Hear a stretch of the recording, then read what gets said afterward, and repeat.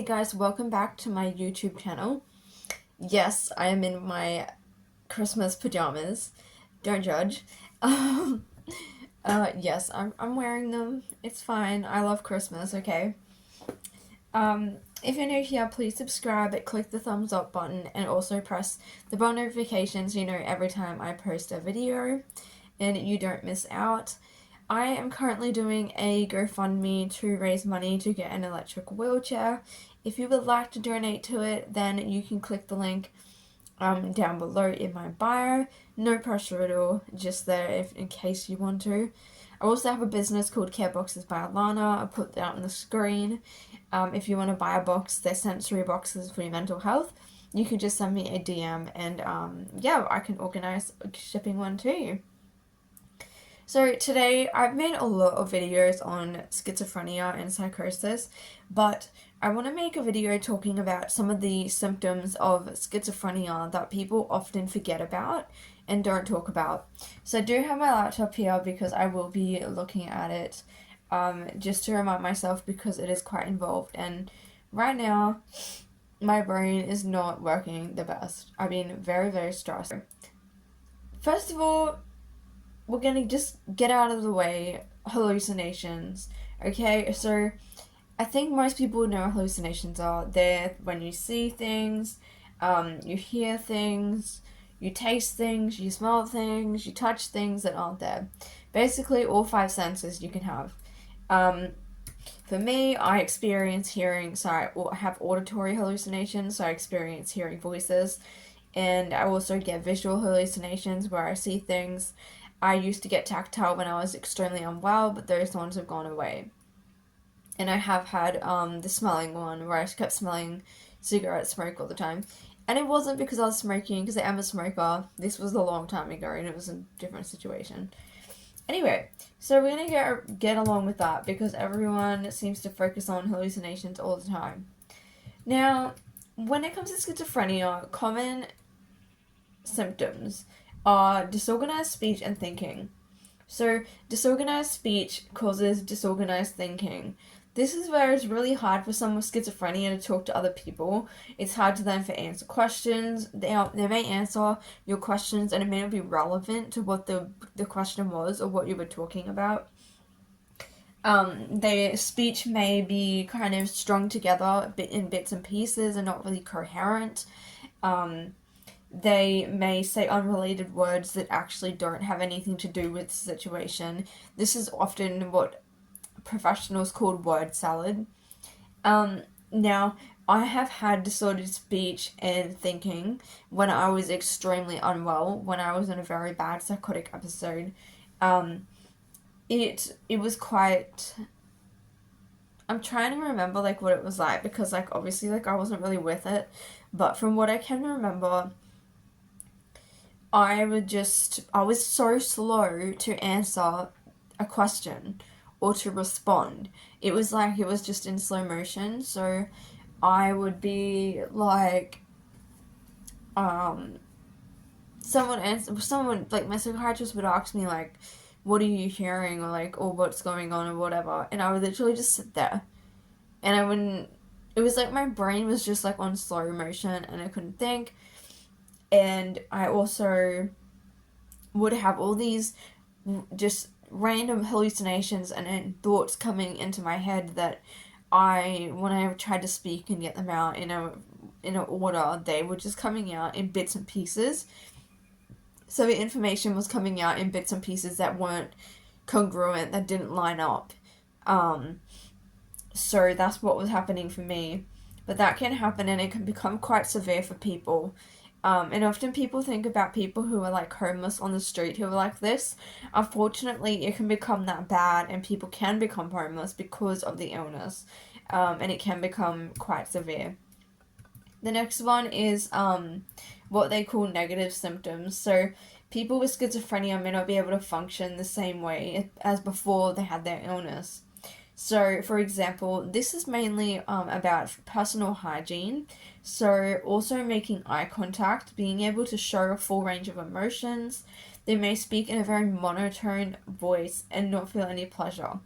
Now, often there's this thing called blunted affect, which I had when I was very psychotic, where you talk and it's very monotone. It's kind of like, yeah, so today I went and did this at at school. I don't know what else happened today.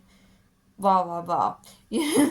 I was That's not a great example, but you know what I mean. Like it was coming out like that. Like I was literally doing that, and it was coming out like that. There was no facial expression whatsoever. It was like gone. So that's often how it can also come out. Um, so negative symptoms are basically where things are being taken away, and positive symptoms are where things are being added. So positive things are hallucinations, delusions, whereas negative symptoms would be like the disordered thinking, the word salad, the not being able to get yourself like hygienically clean, um, withdrawing from social activities, have a hard time planning or have any sort of like idea of time. Um, the other symptom that is also talked about, which is quite common, is delusions. Delusions is a big symptom of schizophrenia. To be honest, I don't think I've ever met anybody who has schizophrenia who doesn't have delusions. I can't remember what the DSM criteria is. Delusions are fixed false beliefs. Now, I've met people with schizophrenia, schizoaffective. I've never met anyone who didn't ever have delusions. So I had some very strong, severe delusions where I've said this a lot, where I thought the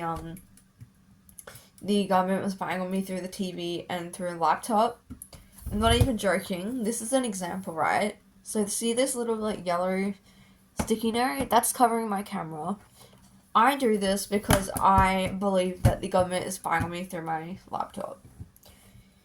So I'm okay with the TV now, but that's why I do it with laptops. I don't like and with my phone, I don't like having it like directly around me. If that makes sense. I get very paranoid. Oh, paranoia is another symptom. Being very paranoid. Being paranoid about other people being after you. Although some of these things can cross over into delusions.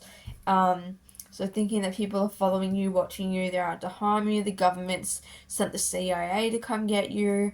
If people pull up outside your house, this is a big one for me. I think that they're spying on me, sent by the government or the police.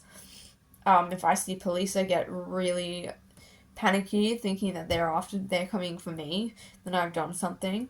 So, to be diagnosed with schizophrenia, you need to have 2 or more of the following symptoms present for a significant portion of time during a 1-month period. Okay, delusions, hallucinations, disorganized speech, grossly disorganized or catatonic behavior, negative symptoms. Now, one of the symptoms must be either 1, 2, or 3.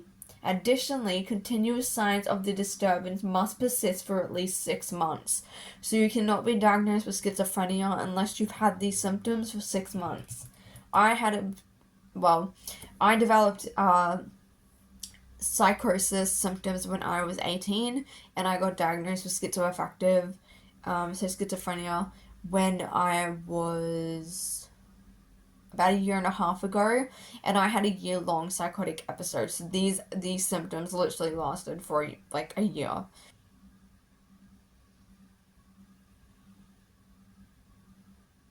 Okay, so schizoaffective disorder is very similar to the diagnosis of schizophrenia. So the DSM criteria for schizoaffective disorder is an uninterrupted period of illness during which there is a major mood episode. This can be either mania or depression, concurrent with criteria A of schizophrenia. Note, the major depressive episodes must include criteria A1, depressed mood. B. Delusions or hallucinations for 2 weeks in the absence of a mood episode, depression, or mania during the lifetime and duration of the illness.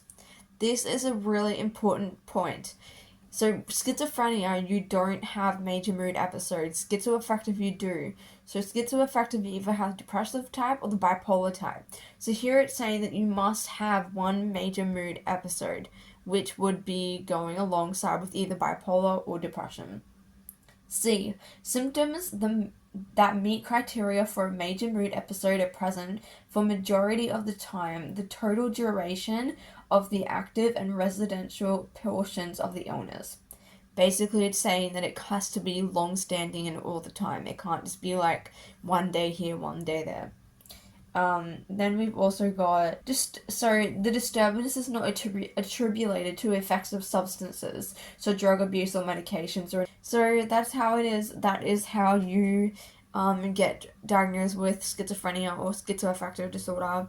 So yeah, for me, I mostly struggle with delusions quite heavily and hallucinations, and then if I get really unwell, the disordered speech and like not blunted affect and things like that do come into play, and that's an issue for me.